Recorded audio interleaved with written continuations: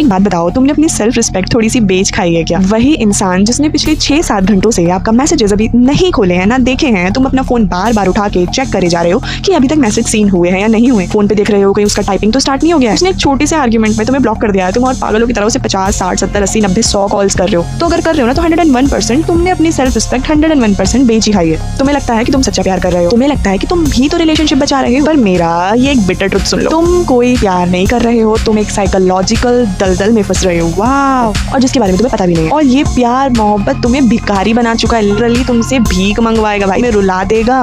कैसे कैसे मैं बताती हूँ। तुम सामने वाले से प्यार नहीं मांग रहे क्योंकि प्यार कोई किसी को नहीं दे सकता, नेचुरल होता है। बस तुम अपनी जो अंदर की इनसिक्योरिटीज है उनको एक साइकोलॉजिकल पैटर्न में फीड करवा रहे हो सामने वाले पर्सन से। इस बेकार सी टॉक्सिक साइकोलॉजी का आज ब्रेक डाउन करते हैं। साइकोलॉजी में इसको कहते हैं द एंशियस अवॉइडेंट ट्रैप। मतलब जो पर्सन बचपन से ही डैमेज्ड रहा है इमोशंस के मामले में, वो तुम्हें इमोशनल देख के, तुम्हारी इमोशंस और फीलिंग्स को देख के तुमसे दूर भागेगा, और उस टाइम पे उसको कहते हैं अवॉइडेंट।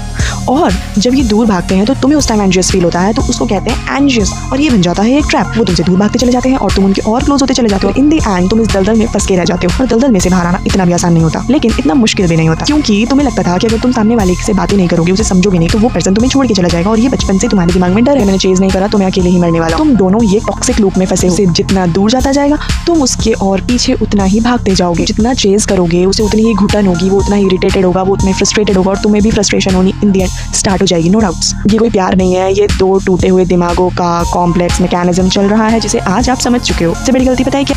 और 3 से 4 दिन बाद उसी पर्सन का तुम्हें हाई आता है और तुम ऐसे भाग के जाते हो ना उसके पास की मतलब क्रैकर भी इतनी जल्दी ब्लास्ट नहीं होगा। उसको साइकोलॉजी में कहते हैं इंटरमिटेंट रीइंफोर्समेंट। एक्चुअली बारिश आ गई थी तो मुझे जाना पड़ा कपड़े लेने, मम्मी थिंग्स। सो मैं आपको ये बता रही थी कि मान लो जैसे कैसीनो में कोई इंसान तब तक जुआ खेलता है जब तक उसे ये ना पता हो कि वो कब जीतेगा, और वो पैसे पे पैसा लगाता चला जाता है। सेम ऐसा ही आप अपने रिलेशनशिप और उस सामने वाले पर्सन के साथ कर रहे हो, आपको पता ही नहीं है, और आप अपना करियर, अपनी मेंटल पीस, अपनी इमोशनल सेफ्टी, अपनी इनसिक्योरिटी सब चीज़ दाव पे लगा दे रहे हो। लेकिन आपको ये नहीं पता है कि वो पर्सन कब आपको मिल जाएगा या कब आपको उसके साथ एक सेटिस्फेक्शन वाला फील होगा।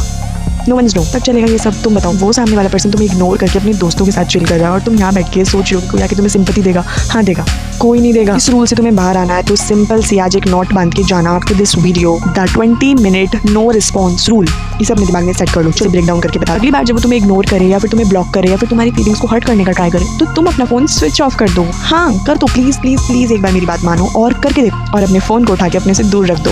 एंड उसके बाद मैजिक स्टार्ट्स। 20 मिनट तक तुम्हें एंजाइटी होगी, तुम्हें रोने का दिल करेगा, तुम्हें इतना ज़्यादा अंदर से हिट होगा कि चलो चेक कर लेते हैं भाई, फ़ोन ऑन कर लेते हैं। पर बस तुम्हें 20 मिनट रुकना यार, बस 20 मिनट। आपको ऐसे सोचो कि भाई अपनी सेल्फ रिस्पेक्ट की तो कदर कर लें एटलीस्ट, क्योंकि इस वजह से तो हमारे पेरेंट्स ने हमें इतना नहीं समझदार और पढ़ाया लिखाया था। बस इतना याद कर लेना उस 20 मिनट में, ओनली 20 मिनट। 20 मिनट में मैं इसीलिए कह रही हूँ क्योंकि तुम्हारी ब्रेन में जो डोपामीन हिट हो रहा है, जो तुम्हें चाहिए और तुम्हें नहीं मिल रहा है, वो तुम्हारा ब्रेन अपने आप डाउन हो जाएगा। और जो तुम्हारी डोपामीन की अर्ज है, जिसकी वजह से तुम्हें बहुत सेटिस्फैक्ट्री वाली फीलिंग आती है कि वाओ उसने मुझसे बात तो की, वो एकदम से शांत हो जाएगी और तुम्हें लगेगा कि वाओ मैंने कर दिया। चुपचाप अपना काम करने बैठ जाओ उस बात पे, और उन सब चीज़ों पे आर्ग्यूमेंट स्टार्ट मत करो, बस अपने काम पे ध्यान दो। बाउंड्रीज को यार सेट करना सीखो प्लीज़। रोने से नहीं पिघल रहा, कोई भी इंसान यूँ ही नहीं रो लेता है यार।